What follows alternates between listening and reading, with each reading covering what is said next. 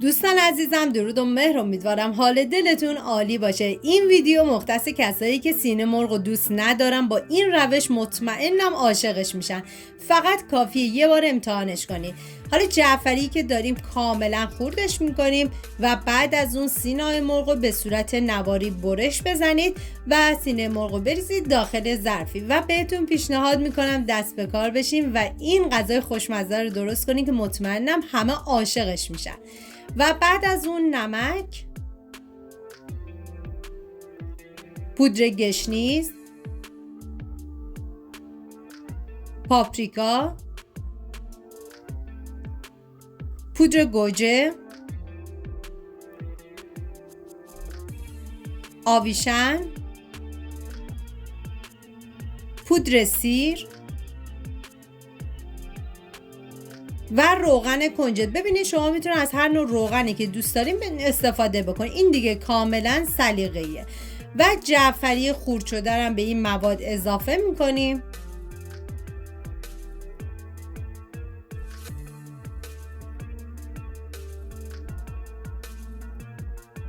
و بعد از اون همه مواد رو با هم دیگه مخلوط میکنیم و به مدت نیم ساعت باید این مواد رو بذاریم داخل یخچال تا کاملا مزه ها به خورد هم برن. و یه نکته دیگه این که از پودر گوجه میتونی استفاده نکنی، به جاش زعفران بریزی که دیگه این کاملا سلیقه‌ایه. و حالا من زمان میدم و بعد از نیم ساعت این مواد رو از یخچال خارج میکنم و این سینه‌های مرغ آماده میکنم برای سرخ کردن. واقعا راز تهیه سینه مرغ نرم و خوشمزه و آبدار همینه که اگه همیشه سینه‌های مرغتون خشک و بیمزه میشه، با این روش یه سینه مرغ خیلی خوشمزه و لذیذی میتونید درست بکنید. و بعد از اینکه دیگه سینه‌های مرغ من کاملا آماده کردم، داخل تابه مقدار خیلی کمی من کره حیوانی ریختم که اگه برای این مرحله از کره استفاده بکنید خیلی طعم مرغ رو خوشمزه تر میکنه. و بعد از اون سینه‌های مرغ رو بهش اضافه میکنم و میذارم تا کاملا سرخ بشه. ببینید زمانی که میذاری تا این سینه‌های مرغ سرخ شه حتما زیر حرارتتون کم باشه، چون اگه زیر حرارت رو زیاد بکنید فقط سطح مرغتون سرخ میشه و مرغتون مغز پخت نمیشه.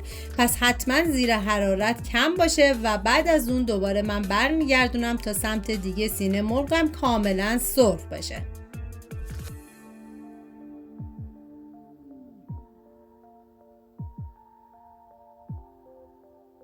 ببینید برای این مرحله باید صبر و حوصله زیادی داشته باشید، به هیچ عنوان نباید عجله بکنید. و حالا من سینه‌های مرغ سرخ شده را از تابه جدا میکنم